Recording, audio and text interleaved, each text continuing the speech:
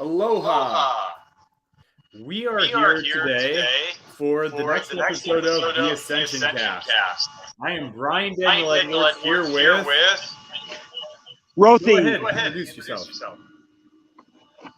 Excellent. I am Rothi, known by many. Rothi is my spirit name.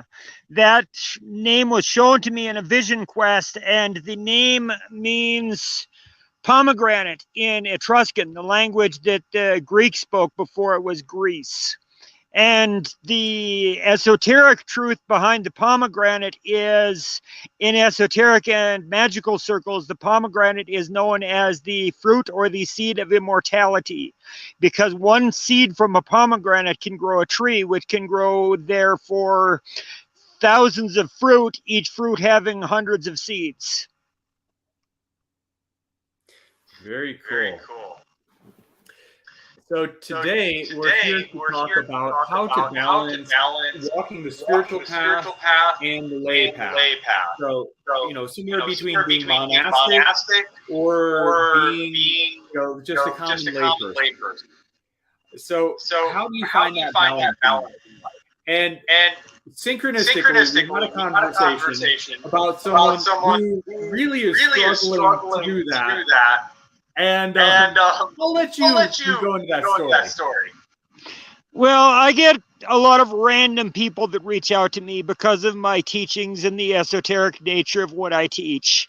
And I had a random person that sent me a friend request on Facebook and messaged me. And they're like, I'm a Taurine too. How can I fly? And my inner Loki wanted to respond, jump off the tallest building you can and flap your arms. But I refrained from that because that's not the right path to go. That's something you lead up to. So, yeah, that's how my day started, with someone basically saying that they were not human and that they had the ability to fly, and because they were in this body, they were not able to fly. And related to that subject, I think one of the issues a lot of people are struggling with right now is finding who they truly are. Some people are connecting to soul memories. Some people are fabricating and creating soul memories that may not even be valid, but they believe in their mind that they're valid, so they're valid to them. But what we need to be mindful of and recognize is the fact that whatever your soul record is, whether you're from Egypt, whether you're from Atlantis, whether you're from a foreign planet, whether you're a dragon, a phoenix, whatever, the simple truth is, right now in this incarnation, unless you can prove otherwise medically, you're in a human body. That means you have to live according to the constraints and restrictions of the human body, the human mind, and the human consciousness. Yes, the human consciousness is capable of far greater than we exercise and allow it to live. But our bones are still solid. Our bodies are still solid, even though it's 99.99% empty space, just created by the illusion of physicality from the atoms moving at a fast pace. But the truth of the matter is, we still have mass, we still have density, we're still physical beings. And that's what people need to be mindful of. On this spiritual path, you need to embrace all three aspects of your being: the physical, the mental, the spiritual, actually all four aspects, the emotional as well. And they all need to be grounded in reality of what can be seen and what can be proven.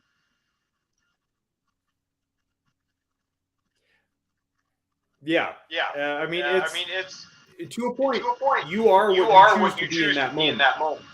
But at the same time, there's abject truth. Exactly. I can identify as an elephant, but the abject truth is I am not.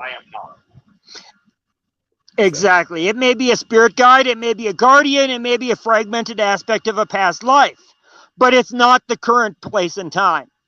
And in the realm of reality, all we have is now. The past is a memory. which carries the energy we allow it to. If we hold on to that energy from the past, we repeat that trauma, we repeat that struggle, we repeat that strife. Because more often than not, if you're living in the past, you're usually living in the bad experiences of the past, not the blessings that existed in them. It's an unfortunate, abject reality of the world we live in. And if you're living in the future, thinking about what could be, you're living in the state of fear and uncertainty of what could be created, and afraid to oftentimes even make a choice because you don't want to jeopardize that potential.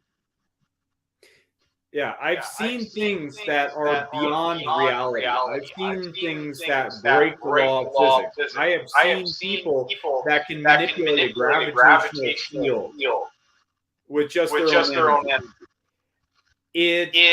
Things are possible. Things beyond what physics says is possible are possible. But so many times you'll see these hippy-dippy types go, think happy thoughts and all that stuff. You know, like, I'm eating junk food, but I'm thinking happy thoughts towards it, so that it transmutes it into happy, healthy food. No, if you're eating shit, it's shit. Unless you can literally drink poison and not die, like some monk can do. So it is a possibility. But these people claiming that it's a possibility for them, it is not a possibility. Like I made a Facebook post. Three simple rules in life. If you don't go after what you want, you'll never have it. If you don't ask, the answer is always no. If you don't step forward, you're always going to be in the same place. And this is three very simple rules that I've found to be true and evident throughout my experience of traveling the world. If I didn't make that choice to move forward, I would not have been in Hawaii. But it's that moving forward. It's actually taking action and doing that. Now, we've talked a lot about that. But that hippy-dippy mentality, happy thoughts, and I'm going to be a billionaire. Well, if you're not making space in your life for that to actualize, it's not going to happen. There's, related to that, very similar to that, in the practices I teach high magic. And the process of magic includes 3 steps, and it has to be within the 4th dimension of possibility. Those 3 steps are vision. You have to be able to visualize and see within your mind's eye that which you desire to achieve. If you can't see it in your mind with clarity and see yourself as being a part of that clarity and that vision, it's never going to happen. The second step, force. You have to have your emotions, your conviction, your commitment, and your thoughts and your will applied to that effort, applied to that vision. Because no matter how much you want something in your mind, if it's just a mental construct, it's going to stay in the mind. It's never going to happen. And the third aspect is that of action. This is where most spiritual teachings fall short. The Secret, all these esoteric books and texts that claim to have the mysteries of the universe contained within them, they're all bullshit. Because they all say, wish for something and it will happen. I wish I could fly like a dragon, but it's not going to fucking happen because it's not a physical reality of the world I live in. It may exist in your mind, but it's not going to manifest into the physical. And that takes us to the 4th extremely important aspect. It has to be within the realm of possibility. No matter what you want, if it's not something that's obtainable within the spectrum of what is possible in your world, it's not going to happen in your world. If you only know 5 people and you want to become a millionaire, then you need to get $200,000 from each of those 5 people. The odds on that is pretty slim. But if you know 5 million people, That means you need 20 cents from each one. That's pretty obtainable. So you've got to have things that are within the realm of possibility, and you can expand your realm of potential and your circle of influence. But again, it takes the physical work. You can't just sit there and will it to happen. It's like shopping for a car. If you're shopping for a car, what do? You think about what car you want. You go to the car lots and pick out what car you want. You figure out the financing terms for paying for it out of the physical reality that you live in. If you miss any of those 3 steps, you're not going to get the car. And I mean, it doesn't have to be by the book. I went in to buy my Prius, and I told him I wanted it for half the price. And the guy goes, "Oh, no, we can't make that happen. We can't do that." And so, over and over, I'm just like, I demand it for $4,000. And the guy's like, "No, we can't do that. I'm like, okay. It's not an acceptable offer. So I turn my back away, and he's like, wait. Okay, we'll give it to you for $4,000. So it's about that willing it to happen. But I had to put action into making it happen. Exactly. When I was young, like just out of high school, I passed by an insurance lot and a used car lot that had a 65 Fiat 124 Spider in the driveway, and it had a for sale sign on it. And they were asking like $1,200 or something for it. And I stopped by just out of curiosity because there was no price on it. And I asked the guy, "Hey, what are you looking for that Fiat?" And he's like, "Well, it's been sitting there for a while, but I got to get $1,200 because that's what I got into it."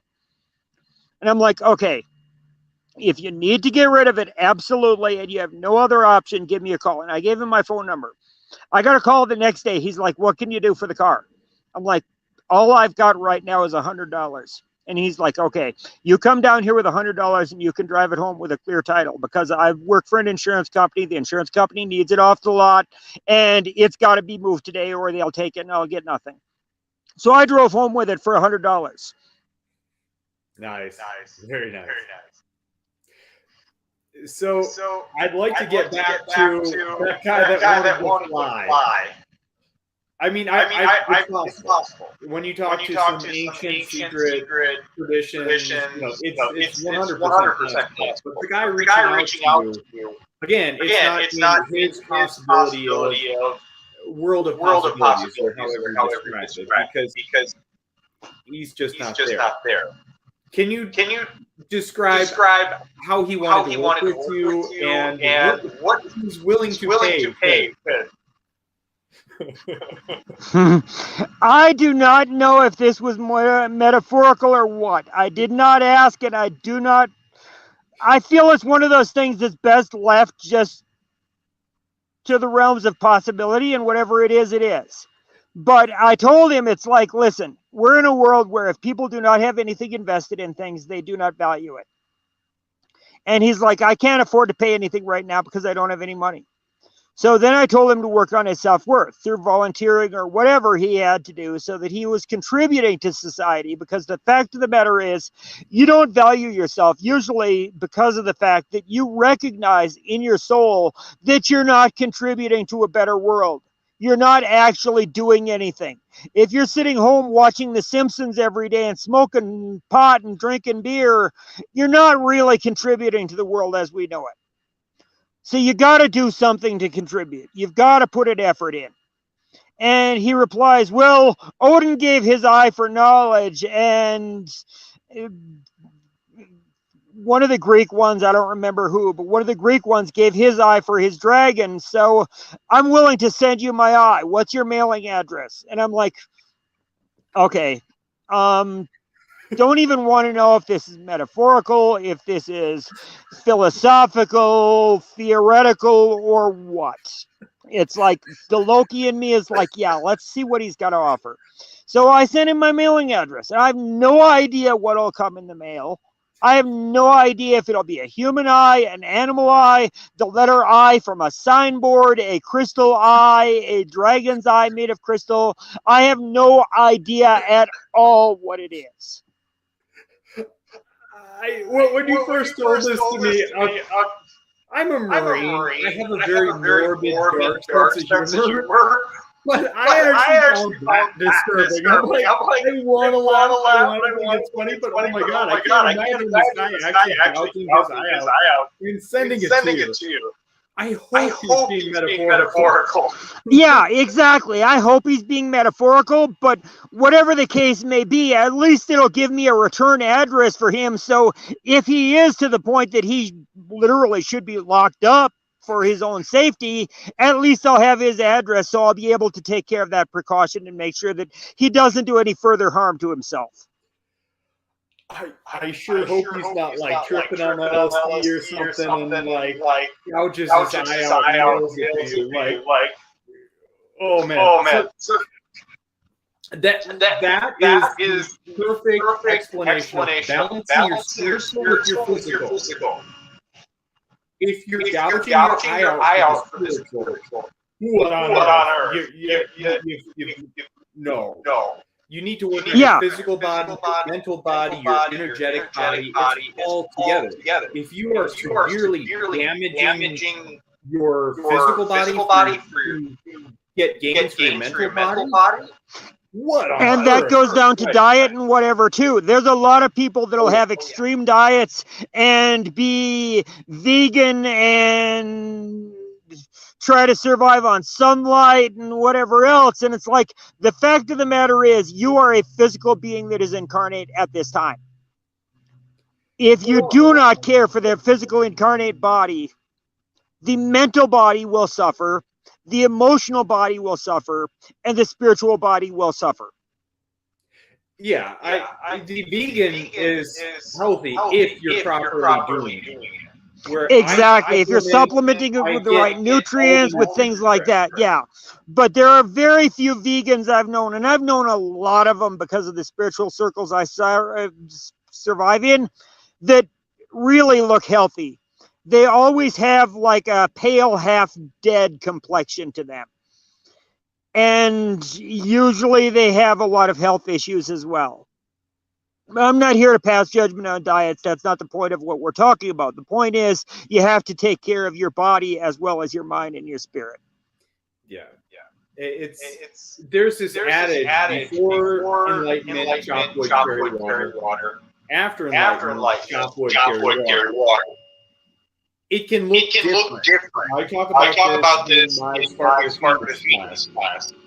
On the other side, you can use your enlightenment to create a life for yourself. So whether you're doing healing sessions, whether you're doing a travel blog, you don't have to do hard labor. But there is still that necessity to maintain your physical environment so you can survive, thrive, and be healthy. Yes. And it's about a balance. It's about taking time for all aspects of your life. Do even general walking or simple exercise or whatever. You have to keep the physical body and the cardio in shape, because the heart is the measure of the soul. And if the heart is burdened down and the heart is not exercised, the soul becomes weak. Yeah.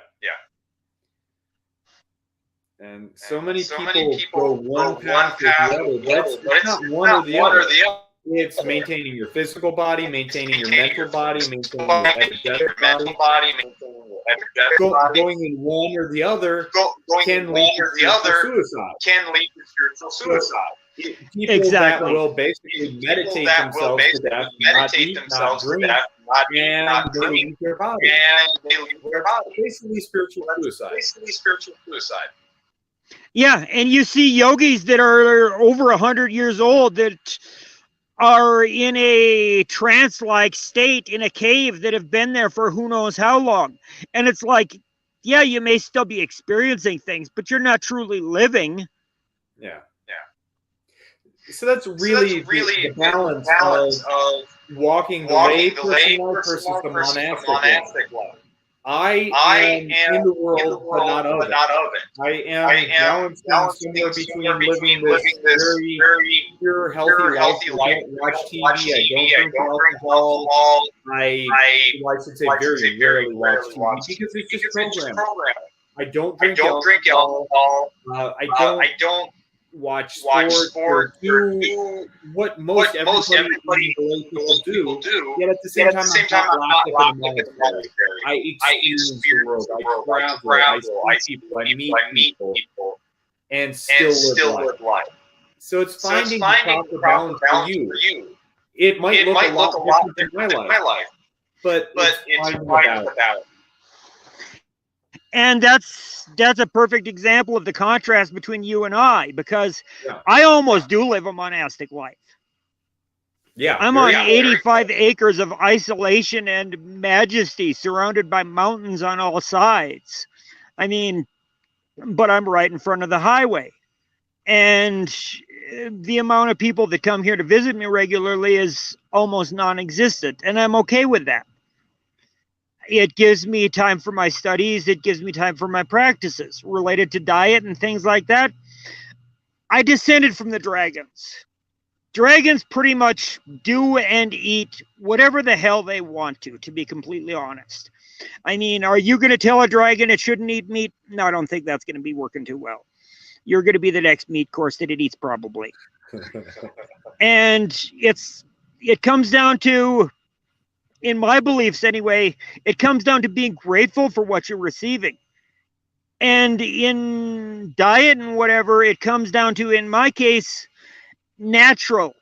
I don't like chemical substances in my food. I don't like additives and preservatives. I don't like things that are manufactured in a genetic engineering lab. I mean, if it comes of the earth, it's part of the cycle of life, and it will be sacrificed by something in order to sustain it. The question is, I mean, all these vegans and vegetarians out there, it's like, are we farming the trees or are the trees farming us? Because it's a synergistic relationship. The trees would not live without us because we give off that carbon monoxide that's required for them to convert for photosynthesis. And we would not live without the trees that are required for creating oxygen. So it's about a symbiotic relationship with the world around you. Oh, okay. I'm getting some comments over here. There is a feedback loop. So I don't know how to fix that right now. The next show we'll definitely have to work on that. I haven't had that in the past, but now it is. Well, actually, let me try adjusting the microphone. Turn your pot down on your microphone on your end. That might fix it. I'm not hearing echo on this end, but I'm not hearing a rebroadcast of it. Okay, this is computer on board. No, never mind. We can do it.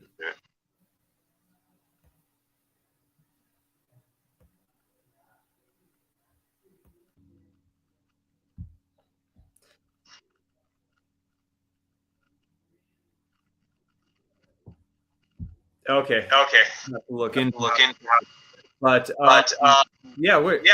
is echoing. Getting a lot of comments. Thanks for joining in. Hey, everybody. If you know anyone that wants to be on this show or should be on this show, have them send their bio to Brian so that he can determine other people, because this is all about creating community. Absolutely. And that's what makes it interesting. I can get up here and run my mouth all day long, but I mean, maybe just me, but it gets boring just hearing my own opinion. It's more exciting when we can have a conversation, talk about things that have happened. So we'd love to have you on. We'd love to have your friend on. The more people we can have, I don't know how many people we can have on, but I know we can have a bunch.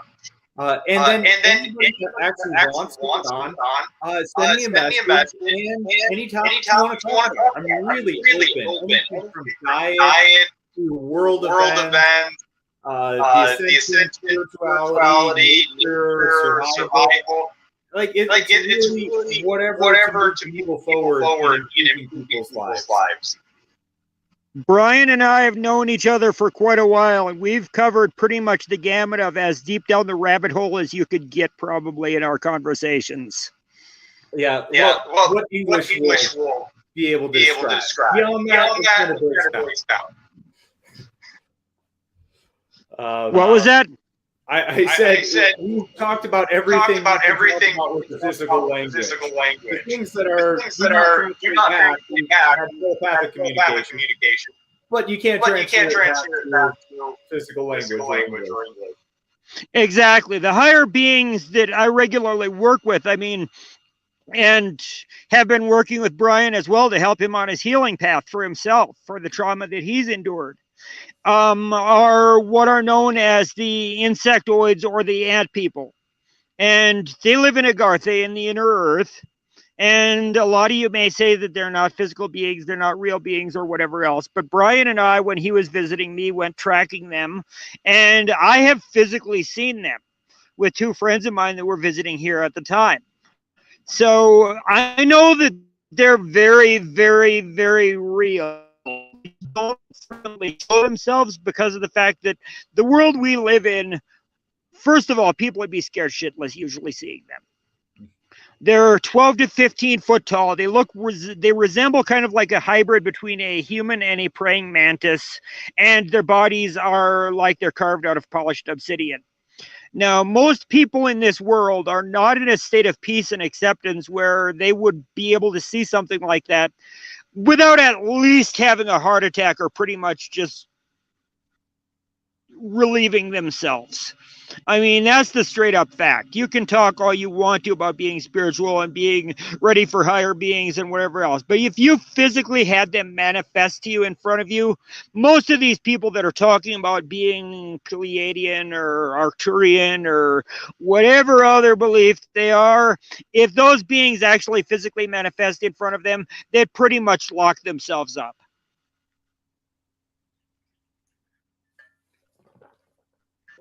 Yeah, that was an interesting. that was an interesting. We were out in the desert.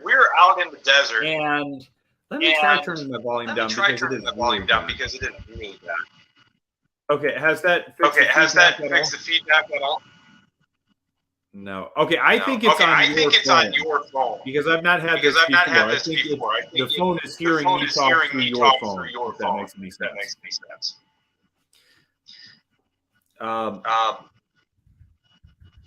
Okay. But we were out in the desert on your property, and I started seeing the track here and there. Almost looked something like a deer or an elk track, but it wasn't. It was clearly not. And they're about every 5 meters, give or take. I'm like, okay, that's range. And then I actually followed it to the point where they stopped across the fence, and the feet came together. And you could see how big this creature was. With each stride being about 5 meters apart. This thing is massive. And these are physical tracks in the sand. Dirt, clay, whatever that soil is. Ancient like that. And it was going exactly where you expected it to in the mountain. Where the wash kind of came together, and we're like, well, that's probably where a good entrance would be. The trail was going straight through there.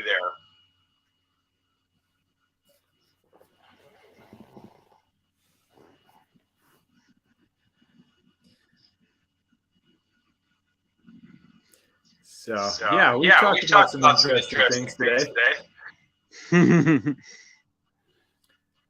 We probably can call it an episode. Is there any last thoughts you have? My last thoughts are in the teachings that I have. We were talking about the 3 or 4 states of consciousness: the physical, the mental, the spiritual, and the astral, and emotional, rather.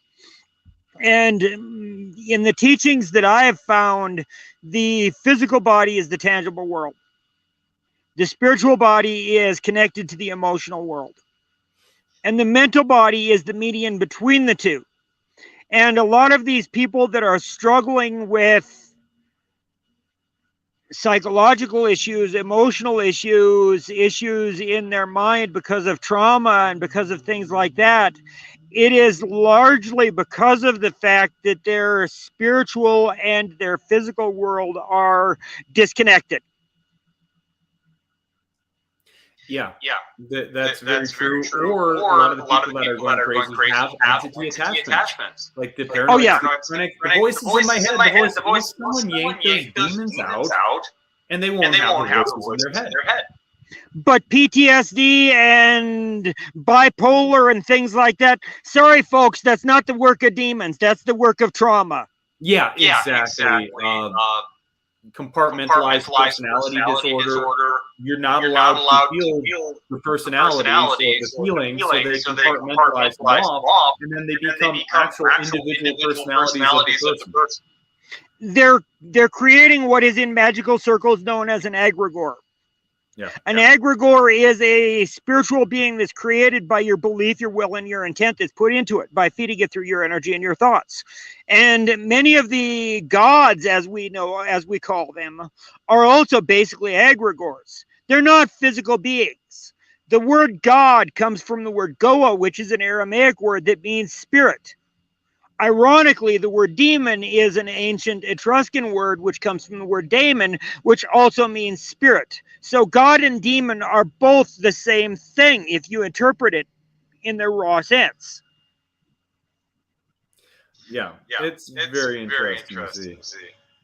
And you know, kind of coming from a biblical sense, it says we are created in the image of God. Well, I mean, on some level, we are God the Father, the infinite mind. The Holy Spirit, or our spirit, is the transfer mechanism. What God the Father thinks of is then conceived and manifest or birthed into reality, and then the Son, which is the physicality of God. So we have our physical body. Exactly.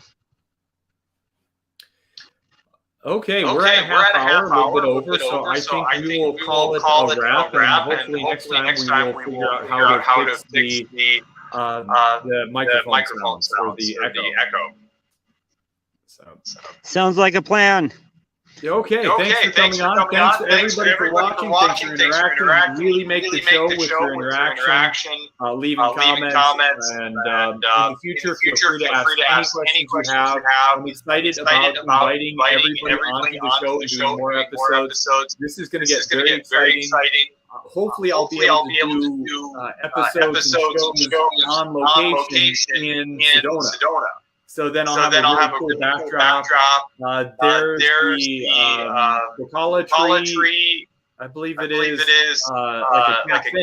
Which I'm kind of thinking would be a perfect place to do it because there's already very interesting spiritual types there. So that might be to do like a morning podcast or weekly webcast on location there. So we'll see what happens. Within a week or two, I am heading down to Sedona. As soon as I finish a couple last things, get the solar panels mounted on the RV, seal up the front of the RV, I am ready to get out on the road. So I'm excited. This is just something to think about, but if we can get more viewers and listeners in this, I'd like to do a collaboration session with you where we're doing a question and answer period for people, because I know there's a lot of people in the spiritual world right now that are lacking guidance and lacking direction, or even more accurately, being misguided and misdirected. And I think between both of our perspectives, we could provide an interesting insight into the challenges that people are facing in this world. Absolutely. We have very complementary knowledge at different perspectives. So we can answer pretty much any question out there and also give multiple perspectives of those questions. So I'd love to do a question and answer session. I'd also love to do healing session and hypnosis session, live hypnosis, live healing. If you have any issues, we'll have a open mic night where you can come on in, tell us what's going on, and we'll work on healing it. Yeah. And understand and recognize that process may not be what you're expecting and it may not be what you're comfortable with. Sometimes for healing to take place, you have to move past the trauma and the attachment and the self-worth issues and things like that. And those can be hard to work through. Yeah. One of the biggest lessons that I learned when I was in Mexico, it's very important to get comfortable with being uncomfortable. Sometimes you have to. For me, that was a physical thing, which then let me walk about all around the world. Because oftentimes I'm walking about and sleeping on bare ground underneath the stars. It's a little bit uncomfortable, but it is amazing. So it's amazing. It allows me to push myself further and harder. But then also not only the physicality of being uncomfortable, with being uncomfortable emotionally, experiencing some of these heavy or traumatic thoughts and experiences, and processing them, that allows me to move forward. And many of those trauma bonds come from our environment where we're brought up and where we're raised. Many of those trauma bonds are the result of things that we experience from our parents or from the people, our siblings in our family. And it's important for us to recognize and understand that we don't need to necessarily understand and approve of the trauma that was done to us. We just need to accept it and move on. That's where the problem people come in, is they're trying to rationalize and understand things. And the trauma that's usually done to people is usually done because the people who are doing it also experienced that trauma. And that's all they knew. Hurt people. Exactly. It's the law of frequency, which is one of the Hermetic laws. I mean, it exists throughout the entire universe. So, we'll definitely delve more into that. Maybe we can even do a whole episode surrounding that, the law of attraction, and frequency and attracting. I think that'd be a good one. That's an episode for another day, so we will wrap it up. Any last comments from any watchers? Okay, I'm not seeing any comments. Any questions for the next episode then? So, okay. Bidding adieu to everyone. Aloha. And looking forward to seeing you in the next episode. Blessings all. Okay, there we go. We hope you enjoyed this video session. Please support the Infinite Love Movement by liking, sharing, and subscribing to our channel. Visit theinfinitelovemovement.org to sign up for healing sessions, classes, and events with Brian.